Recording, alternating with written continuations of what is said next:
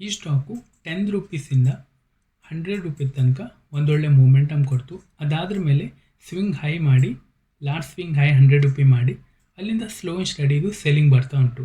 So ಆವಾಗ ತುಂಬ ಜನಕ್ಕೆ ಏನು ಕನ್ಫ್ಯೂಸ್ ಆಗ್ತಾನೆ, ಎಸ್ ಬ್ರೋ ಇದು ಇದೇ ಟ್ರೆಂಡಲ್ಲಿ ಕಂಟಿನ್ಯೂ ಹೋಗ್ತಾ ಉಂಟಾ, ಇಲ್ಲ ಇದು ರಿವರ್ಸಲ್ ಆಗಿದೆ, ನಾವಿಲ್ಲಿ ಸೆಲ್ಲಿಂಗ್ ಕ್ವಾಂಟಿಟಿ ಸ್ವಲ್ಪ ಇನ್ಕ್ರೀಸ್ ಮಾಡ್ಬೋದಾ ಅಥವಾ ಬೈಯಿಂಗ್ ಕ್ವಾಂಟಿಟಿ ಸ್ವಲ್ಪ ಡಿಕ್ರೀಸ್ ಮಾಡ್ಬೋದಾ, ಇದೆಲ್ಲ ಕ್ವೆಶನ್ ನಮಗೆ ಹುಟ್ಟಿದಾಗ ಸ್ವಲ್ಪ ನಮ್ಮದು ಟ್ರೇಡ್ ಮಾಡುವಾಗ ಅಥವಾ ಇನ್ವೆಸ್ಟಿಂಗ್ ಮಾಡುವಾಗ ಸ್ವಲ್ಪ ನಮಗೆ ಫಿಯರ್ ಹುಟ್ಟುತ್ತೆ. ಸೊ ಅದಕ್ಕೆ ನಾವು ಆ ಟ್ರೆಂಡು ಕಂಟಿನ್ಯೂಸಲ್ಲಿ ಹೋಗ್ತಾ ಉಂಟಾ ಅಥವಾ ಆ ಟ್ರೆಂಡು ಬೆಂಡ್ ಆಗಿದೆ ಅದನ್ನ ಐಡೆಂಟಿಫೈ ಮಾಡಲಿಕ್ಕೆ ನಾವು ಫಿಬೊನಾಚಿ ಯೂಸ್ ಮಾಡ್ತೀವಿ. ಏನಿಲ್ಲ, ಸಿಂಪಲ್. ಫಾರ್ ಎಕ್ಸಾಂಪಲ್ ಈಗ ನಾವು 10ನಿಂದ 100 ತನಕ ಹೋಗಿದೆ ಅಂದರೆ 10ನಲ್ಲಿ ದಟ್ ಮೀನ್ಸ್ 1 ಮಾರ್ಕ್ ಮಾಡ್ತೀವಿ, ಆ್ಯಂಡ್ ಅಗೇನ್ ನಾವು ಹೋಗಿ 100 ಹತ್ರ ಹೋಗಿ 1 ಮಾರ್ಕ್ ಮಾಡ್ತೀವಿ. ಅದ್ರ ಮಿಡಲ್ ಪಾಯಿಂಟ್ ಉಂಟಲ್ಲ, ದಟ್ ಮೀನ್ಸ್ ಇದು ಫಿಫ್ ಝೋನ್ 0.5 ಅಂತಾರಲ್ಲ, ಆ 5 ದಟ್ ಮೀನ್ಸ್ ಆ ಫಿಫ್ ಝೋನ್ ಉಂಟಲ್ಲ ಅದನ್ನ ನಾವು ಮಾರ್ಕ್ ಮಾಡಿಕೊಂಡ್ರೆ ನಮ್ಗೆ ಗೊತ್ತಾಗುತ್ತೆ ಆ ಟ್ರೆಂಡ್ ಇನ್ನೂ ಕಂಟಿನ್ಯೂಯಸಲ್ಲಿ ಉಂಟಾ ಅಥವಾ ಆ ಟ್ರೆಂಡ್ ಇನ್ನೂ ಬೆಂಡ್ ಆಗಿದೆ ಅಂತ ನಾವು ಕ್ಲಿಯರಾಗಿ ಮಾಡ್ಬೋದು. ಫಾರ್ ಎಕ್ಸಾಂಪಲ್ ನಿಮ್ಗೊಂದು ಮತ್ತೊಂದು ಎಕ್ಸಾಂಪಲ್ ಹೇಳ್ತೀನಿ. 100ಇಂದ 200 ತನಕ ಹೋಗಿದೆ ಅಂದರೆ ಈ ಟ್ರೆಂಡು ಕಂಟಿನ್ಯೂಯಸಲ್ಲಿ ಉಂಟಾ, ದಟ್ ಮೀನ್ಸ್ ಈ ಟ್ರೆಂಡ್ ಹೀಗೆ ಕಂಟಿನ್ಯೂಯಲ್ಲಿ ಹೋಗ್ತಾ ಉಂಟಂತ ಅಂದ್ಕೊಳ್ಳಿ. ಈ ಟ್ರೆಂಡು ಬೆಂಡ್ ಆಗೋದಿಲ್ಲ ಅಂದರೆ ಇದು 150 ಹತ್ರ ಬೆಂಡ್ ಆಗುತ್ತೆ. ಬಿಕಾಸ್ 100ಇಂದ 200 ಮಿಡಲ್ ಪಾರ್ಟ್ ಏನಾಗುತ್ತೆ 150. ಯಾವ ತನಕ ಇದು 150 ತನಕ ಬ್ರೇಕ್ ಆಗಲ್ಲ ಅಥವಾ 150ಕ್ಕಿಂತ ಕೆಳಗೆ ಬಂದು ಕ್ಲೋಸಿಂಗ್ ಕೊಡಲ್ಲ, ಆವ ತನಕ ಈ ಬುಲಿಶ್ ಟ್ರೆಂಡು ನೆಗೆಟಿವ್ ಆಗಿಲ್ಲ. ಯಾವ ತನಕ ಇದು 150ಕ್ಕಿಂತ ಅಪ್ಸೈಡಲ್ಲಿ ಹೋಲ್ಡ್ ಮಾಡ್ತಾ ಉಂಟಂದರೆ ಈ ಟ್ರೆಂಡ್ ಇನ್ನೂ ಕಂಟಿನ್ಯೂಯಲ್ಲಿ ಉಂಟು ಅಥವಾ ಈ ಟ್ರೆಂಡ್ ಇನ್ನೂ ಬುಲಿಶಲ್ಲೇ ಉಂಟಂತ ಅರ್ಥ.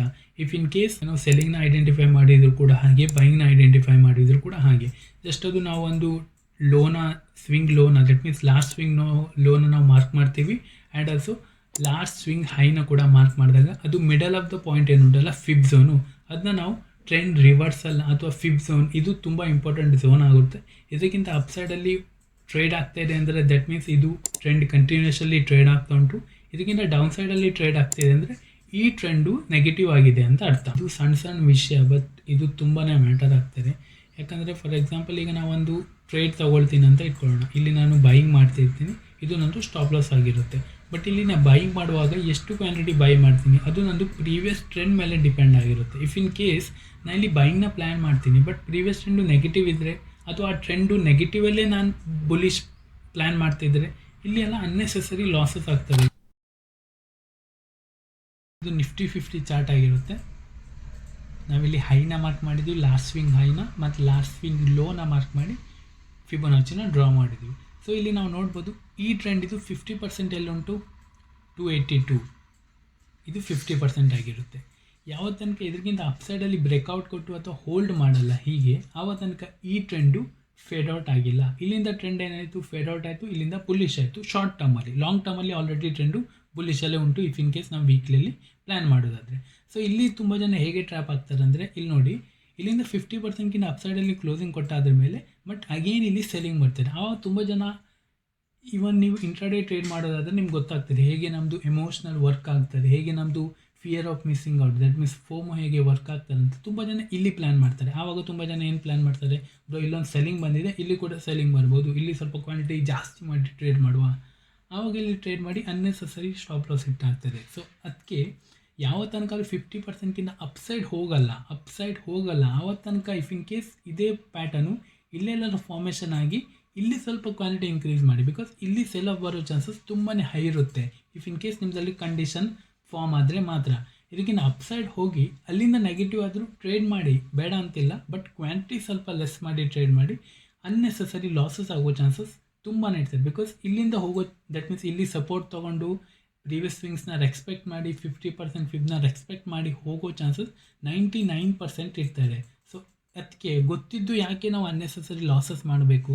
ಸೊ ಅದಕ್ಕೆ ನೀವು ಇದನ್ನ ಸ್ವಲ್ಪ ಮಾರ್ಕ್ ಮಾಡಿ, ಇಲ್ಲ ನೀವು ಸ್ವಲ್ಪ ಹೀಗೆ ಲೆವೆಲ್ಸ್ನ ಮಾರ್ಕ್ ಮಾಡಿ ಇಟ್ಕೊಂಡ್ರೆ, ನಾವು ಹೊರಿಜಾಂಟಲ್ ಲೈನ್ನ ಡ್ರಾ ಮಾಡಿದರೆ ನಮ್ಗೆ ಕ್ಲಿಯರ್ ಆಗ್ತದೆ. ಎಸ್ ಬ್ರೋ ಇದು ಸ್ವಲ್ಪ ನೆಗೆಟಿವ್ ಟ್ರೆಂಡಲ್ಲೇ ಇನ್ನೂ ಕಂಟಿನ್ಯೂ ಆಗ್ತಾ ಉಂಟು, ಇಲ್ಲಿ ನಾವು ನೆಗೆಟಿವ್ ಕ್ವಾಂಟಿಟಿ ಸ್ವಲ್ಪ ಇನ್ಕ್ರೀಸ್ ಮಾಡ್ಬೋದು ಅಥವಾ ಟ್ರೆಂಡ್ ವಿತ್ ಕ್ವಾಂಟಿಟಿ ಇನ್ಕ್ರೀಸ್ ಮಾಡ್ಬೋದು ಶಾರ್ಟ್ ಟರ್ಮಲ್ಲಿ. ಇಫ್ ಇನ್ ಕೇಸ್ ಇದಕ್ಕಿಂತ ಅಪ್ಸೈಡಲ್ಲಿ ಹೋಲ್ಡ್ ಮಾಡ್ತಾ ಇದೆ ಅಂದರೆ ನಾವು ಹೇಳ್ಬೋದು ಎಸ್ ಬ್ರೋ ಈಗ ನಾವು ಸೆಲ್ಲಿಂಗ್ ಕ್ವಾಂಟಿಟಿ ಸ್ವಲ್ಪ ಶಾರ್ಟ್ ಟರ್ಮಲ್ಲಿ ಡಿಕ್ರೀಸ್ ಮಾಡುವ, ಬೈಯಿಂಗ್ ಕ್ವಾಲಿಟಿ ಸ್ವಲ್ಪ ನಾರ್ಮಲ್ ಇಟ್ಕೊಳ್ಳೋಣ ಶಾರ್ಟ್ ಟರ್ಮಲ್ಲಿ ಅಂತ ನಾವು ಇಲ್ಲಿ ಪ್ಲ್ಯಾನ್ ಮಾಡ್ಬೋದು. ಸೊ ಈ ಥರ ನೀವು ಯಾವಾಗ ಕ್ಲಿಯರಾಗಿ ಡಿಸಿಷನ್ ತೊಗೊಳ್ತೀರಾ ಆವಾಗ ನೀವು ಪ್ರಾಫಿಟೇಬಲ್ ಟ್ರೇಡರ್ ಆಗಲಿಕ್ಕೆ ಚಾನ್ಸಸ್ ಆಗ್ತದೆ. ಫೈನ್.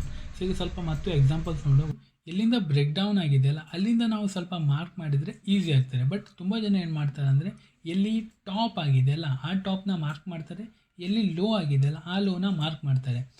ಅದರದ್ದು 50% ಮಾರ್ಕ್ ಮಾಡಿದರೆ ಅಲ್ಲಿ ಏನೂ ಯೂಸ್ ಇಲ್ಲ ಅಂತ. ಬಿಕಾಸ್ ಟ್ರೆಂಡು ಸ್ಟಾರ್ಟ್ ಆಗೋದೆಲ್ಲಿ, ಒಂದು ಬ್ರೇಕ್ಔಟ್ ಆಗಲಿ ಇಲ್ಲ ಬ್ರೇಕ್ ಡೌನ್ ಆದ್ರ ಮೇಲೆ ಮಾತ್ರ ಒಂದು ಟ್ರೆಂಡು ಸ್ಟಾರ್ಟ್ ಆಗ್ತದೆ.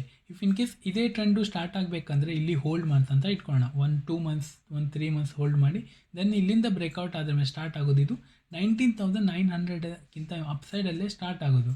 ಇದು ಬ್ರೇಕ್ ಡೌನಲ್ಲಿ ಸ್ಟಾರ್ಟ್ ಆಗೋದಂದರೆ 19,500ಅಲ್ಲಿ ಸ್ಟಾರ್ಟ್ ಆಗೋದು. ನಾವು ಮಾರ್ಕ್ ಮಾಡಬೇಕಾದ್ರೂ ಫಿಫ್ತ್ ಝೋನಲ್ಲಿ ನಾವು ಎಲ್ಲಿ ಬ್ರೇಕ್ ಡೌನ್ ಅಥವಾ ಬ್ರೇಕ್ಔಟ್ ಆಗಿದೆ ಅಲ್ಲಿಂದ ಮಾರ್ಕ್ ಮಾಡಿದರೆ ಮಾತ್ರ ನಮ್ಗೆ ಕರೆಕ್ಟಾಗಿ ಲೆವೆಲ್ ಸಿಗೋ ಚಾನ್ಸಸ್ ಇರ್ತದೆ ನನ್ನ ಪ್ರಕಾರ. ಇದು ಇಂಟ್ರಾಡೇ ಪೊಸಿಷನು ಅಥವಾ ಸ್ವಿಂಗ್ ಟ್ರೇಡಿಂಗ್ ಮಾಡುವಾಗ ಚೇಂಜ್ ಆಗ್ಬಾರ್ದು. ಬಟ್ ಇಂಟ್ರಾಡೇ ಮಾಡುವಾಗ ಅಥವಾ ನಾ ಪ್ಲ್ಯಾನ್ ಮಾಡೋದಾಗೆ ನಾನು ಪ್ಲ್ಯಾನ್ ಮಾಡೋದು ಮಾತ್ರ ಹೀಗೆ.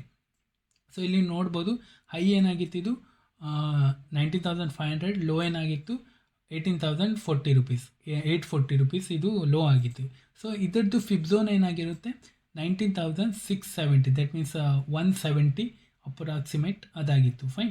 ಸೊ ಅಲ್ಲಿಂದ ಡೌನ್ ಸೈಡಲ್ಲಿ ಬಂದಾದ್ರ ಮೇಲೆ ಇಲ್ಲಿ ಸ್ವಲ್ಪ ಒಂದೊಳ್ಳೆ ಮೂಮೆಂಟಮ್ ಕೊಡ್ತು ಫಿಫ್ತ್ ಝೋನ್ ತನಕ. ಆವಾಗ ಇಲ್ಲಿಂದ ರಿವರ್ಸಲ್ ಬಂತು. ಸೊ ನಾ ಪ್ರೀವಿಯಸ್ ಎಕ್ಸಾಂಪಲ್ ಹೇಳಿದಾಗೆ, ಸೊ ಫಸ್ಟ್ ಟೈಮ್ ಯಾವಾಗ ಫಿಫ್ತ್ ಝೋನ್ನ ಹಿಟ್ ಮಾಡ್ತದೆ ಅಲ್ಲಿ ಸೆಲ್ಲಿಂಗ್ ಆಪರ್ಚುನಿಟಿ ಸಿಗೋ ಚಾನ್ಸಸ್ ಇರ್ತದೆ. ಅಲ್ಲಿ ನಮಗೆ 1:1, 1:2 ಕೂಡ ಪ್ಲ್ಯಾನ್ ಮಾಡೋ ಚಾನ್ಸಸ್ ಇರ್ತಾರೆ. ಅದನ್ನ ಒಂದು ನೆನ್ಪಿಟ್ಕೊಳ್ಳಿ. ಯಾವಾಗ ಇದು ಹೋಲ್ಡ್ ಮಾಡ್ತು, ಸೇಮ್ ಲೆವೆಲಲ್ಲಿ ಹೋಲ್ಡ್ ಮಾಡ್ತು, ಅದಾದ ಮೇಲೆ 50%ಗಿಂತ ಅಪ್ಸೈಡಲ್ಲಿ ಬ್ರೇಕ್ಔಟ್ ಕೊಡ್ತಂದರೆ ಆ ಟ್ರೆಂಡು ರಿವರ್ಸಲ್ ಆಗಿದೆ. ದಟ್ ಮೀನ್ಸ್ ಈ ನೆಗೆಟಿವ್ ಟ್ರೆಂಡು ಇಲ್ಲಿ ಫೇಡ್ ಆಫ್ ಆಯಿತು. ಇಲ್ಲಿ ನಾವು ಕ್ವಾಂಟಿಟಿ ಸೆಲ್ಲಿಂಗ್ ಸೈಡು ಡಿಕ್ರೀಸ್ ಮಾಡಬೇಕು, ಲೆಸ್ ಮಾಡಬೇಕು, ಜಾಸ್ತಿ ಇಟ್ಕೊಳ್ಬಾರ್ದು. ಇದೇ ಫಾರ್ ಎಕ್ಸಾಂಪಲ್ ಇದೇ ನಾವು ಟ್ರೆಂಡ್ ನೋಡಿ ಇಲ್ಲಿ ಮತ್ತು ರಿವರ್ಸಲ್ ಬರ್ಬೋದು, ಇಲ್ಲಿ ಮತ್ತು ರಿವರ್ಸಲ್ ಬರ್ಬೋದು, ಇಲ್ಲಿ ಮತ್ತು ರಿವರ್ಸಲ್ ಬರ್ಬೋದು ಅಂದರೆ ಇಲ್ಲಿ ನಮಗೆ ಅನ್ನೆಸೆಸರಿ ನಾವು ಕೈ ಸುಟ್ಕೊಳ್ತೀವಿ. ಸೊ ಅದಕ್ಕೆ 50% ಫಿಫ್ತ್ ಝೋನ್ ನೋಡ್ತಾ ಇರಿ. ಎಲ್ಲಿ ತನಕ ಅದು ಫಿಫ್ತ್ ಝೋನ್ಗಿಂತ ಅಪ್ಸೈಡಲ್ಲಿ ಹೋಗಲ್ಲ ಅಲ್ಲಿ ತನಕ ನೀವು ಆ ಟ್ರೆಂಡಿದು ಕ್ವಾಂಟಿಟಿನ ಹಾಗೆ ಇಟ್ಕೊಳ್ಳಿ. ಎಲ್ಲಿ ತನಕ ಅದು 50%ಗಿಂತ ಅಪ್ಸೈಡಲ್ಲಿ ಹೋಗ್ತಾ ಇರ್ತಾರೆ ಆವಾಗ ನೀವು ಕ್ವಾಂಟಿಟಿನ ಇನ್ಕ್ರೀಸ್ ಮಾಡ್ಬೋದು ಆಪೋಸಿಟ್ ಸೈಡಲ್ಲಿ. ಸೊ ಹಾಗೆ ಹೀಗೆ ನೀವು ಮತ್ತು ಎಕ್ಸಾಂಪಲ್ ನೋಡ್ಬೋದು. ನಂಗೆ ಎಕ್ಸಾಂಪಲ್ ಹೇಳಿ ನಂಗೆ ಏನು ಯೂಸ್ ಇಲ್ಲ, ಜಸ್ಟ್ ನೀವು ಪ್ರಾಕ್ಟೀಸ್ ಮಾಡಿ, ಫೋಕಸ್ ಮಾಡಿ. ನಾನು ಹೇಳಿದ್ನಲ್ಲ, ಇದನ್ನ ನೀವು ಯಾವಾಗ ಪ್ರಾಕ್ಟೀಸ್ ಮಾಡ್ತೀರಾ ಆವಾಗ ನಿಮಗೆ ಕರೆಕ್ಟಾಗಿ ಕಾನ್ಫಿಡೆನ್ಸ್ ಬರ್ಬೋದು. ನಾನು ಒಂದು 1000 ಎಕ್ಸಾಂಪಲ್ ತೋರಿಸ್ಬೋದು, ಬಟ್ ನಿಮ್ಮ ಕಾನ್ಫಿಡೆನ್ಸ್ ಹುಟ್ಟಲ್ಲ. ನಿಮ್ಮ ಕಾನ್ಫಿಡೆನ್ಸ್ ಹುಟ್ಟಬೇಕಂದ್ರೆ ನೀವು ಹೋಗಿ ಚಾರ್ಟ್ನ ನೋಡಿ, ನೀವು ಸ್ವಲ್ಪ ಅನಾಲಿಸಿಸ್ ಮಾಡಿ, ಯಾಕಲ್ಲಿ ರಿವರ್ಸಲ್ ಬಂತು, ಏನಲ್ಲಿ ಫಿಫ್ತ್ ಝೋನಲ್ಲಿ ಏನು ಚಮತ್ಕಾರ ಉಂಟು, ಅದನ್ನು ನೀವು ಕರೆಕ್ಟಾಗಿ ಐಡೆಂಟಿಫೈ ಮಾಡಿದರೆ ಇವಾಗ ನೀವು ನಾಳೆ ಟ್ರೇಡ್ ಮಾಡಬೇಕಾದ್ರೆ ನಿಮ್ಗೆ ಸ್ವಲ್ಪ ಕಾನ್ಫಿಡೆನ್ಸ್ ಇರ್ತದೆ. ಫೈನ್. ಐ ಹೋಪ್ ನಿಮ್ಗೆ ಈ ವಿಡಿಯೋದಿಂದ ಏನಾದರೂ ಕಲೀಲಿಕ್ಕೆ ಸಿಗ್ತಾನೆ ಅಂದ್ಕೊಳ್ತೀನಿ. ಇಫ್ ಇನ್ ಕೇಸ್ ಕಲೀಲಿಕ್ಕೆ ಸಿಕ್ಕರೆ ಚಾನಲ್ನ ಸಬ್ಸ್ಕ್ರೈಬ್ ಮಾಡೋದನ್ನ ಮರಿಬೇಡಿ. ಈ ವಿಡಿಯೋದಲ್ಲಿ ಇಷ್ಟೇ. Thank you.